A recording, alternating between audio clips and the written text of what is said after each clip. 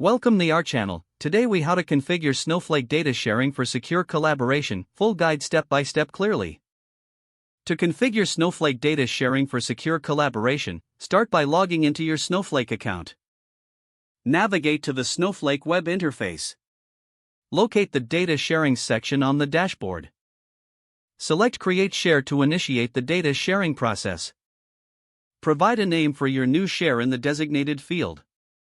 Optionally, add a description to clarify the purpose of the share. Choose the database and schema from which you want to share data. Select the specific tables and views that you want to include in this share. Review the list of included objects to ensure accuracy. Next, set the share to be either public or private based on your collaboration needs. For private shares, input the account identifiers of the recipients, ensuring they have permissions to access the shared data. Once confirmed, click Create to finalize the share setup. After creation, navigate to the Manage Shares section to monitor your new share. To grant access, you may need to configure additional permissions for the users or roles involved. Consider setting up data access policies to add an extra layer of security.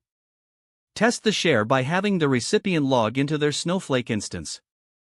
Verify they can access the shared data without issues.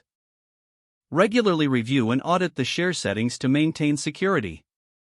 Document your data sharing configurations and processes for future reference. Stay current with Snowflake's updates on data sharing to take advantage of new features. If the page does not load, refresh the browser or try again in a private or incognito window. Make sure you are using the correct email address, then retype it carefully to avoid small typos. If your password is not accepted, use the reset option and create a new strong password you can remember. Check your spam folder for verification or security emails, then complete any requested confirmation steps. Enable two-factor authentication if available to improve account security and reduce unauthorized access risk. After signing in, review your profile details so your contact information and settings are accurate and current. If you see an error message, note it down and try again after restarting your device and internet connection. Log out when you finish, especially on shared devices, to keep your account and payment information secure. Don't forget to like this video and subscribe to our channel for more step-by-step tech guides.